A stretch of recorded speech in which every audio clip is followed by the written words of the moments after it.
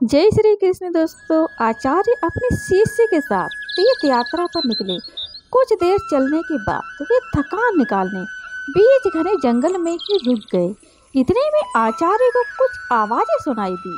ध्यान से सुनने पर आचार्य को समझ आया कि यह कुछ लोगों के रोने की आवाज है। उन्होंने शिष्य को बोला, बालकों सुनो, ये आवाजें कहाँ से आ रही हैं? तब शिष्य एक दूसरे का मुंह देखने लगे, क्योंकि उन्हें कोई आवाज़ सुनाई नहीं दे रही थी। फिर भी गुरु के आदेश अनुसार उन्होंने थोड़ी दूरी पर आकर देखा। केवल आचार्य को एक गहरे अंधेरे कुएं से कुछ लोगों के रोने की आवाज़ सुनाई दे रही थी।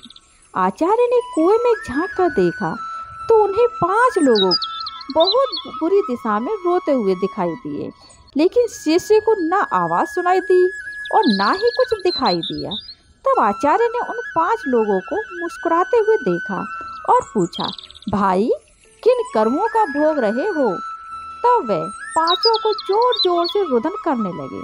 तब आचार्य ने शिष्य को बताया, यहाँ 5 प्रेत आत्माएं हैं। यह सुनकर शिष्य डर गए।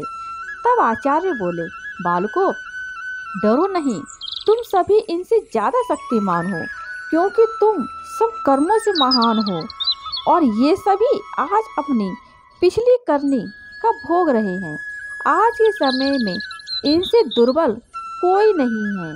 तब शिष्य ने पूछा, इन्होंने ऐसा क्या किया है?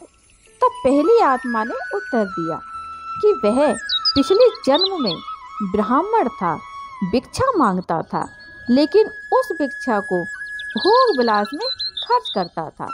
दूसरे ने उत्तर दिया, वह क्षत्रिय था और अपनी शक्ति का दुरुपयोग निर्बल असहाय गरीबों पर करता था। तीसरे ने उत्तर दिया कि वो बनिया था, बस खुद के फायदे की सोचता था और हमेशा मिलावट करके सामान बेचता था, जिस कारण कई लोग मारे गए। चौथे ने उत्तर दिया, वह छूत था, बहुत आलसी और जिम्मेदारियों से भागता था, अपने माता पिता को पीटता था और दिन रात नशा करता था। पांचवें ने उत्तर दिया, वह एक लेखक था, अश्लील कथाएं लिखता था, उसने समाज को वासना का पाठ सिखाया था। इस तरह से सभी पापी अपने पापों को भोग रहे हैं। उन्होंने आचार्य से निवेदन किया, आचार्य आप गुरु हैं, आप दुनिया वालों को समझाएं कि बुराई का रास्ता क्षण की खुशी देता है, लेकिन इसका दंड कई जन्मों तक अंधकार में भोगना पड़ता है।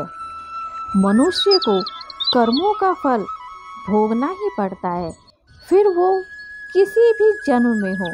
कहते हैं, जिस तरह ईश्वर है वैसे ही भूत भी होते हैं, लेकिन वे जितने दुर्बल होते हैं उतना कोई नहीं, जितने कष्ट में वो होते हैं उतना कोई नहीं। वे अपनी करनी का भोग करते हैं। क्षण की विलासता कई जन्मों का डर बन जाती है। व्यक्ति कितना भी इतरा जाए, नियति उसके कर्मों का हिसाब रखती ही है। इसलिए सदैव संघर्ष पर चले। अगर गलती हुई भी है तो उसे सुधारे। तो मेरी कहानी आपको कैसी लगी मुझे कमेंट करके ज़रूर बताएं। लाइक और सब्सक्राइब जरूर करें। Thank you.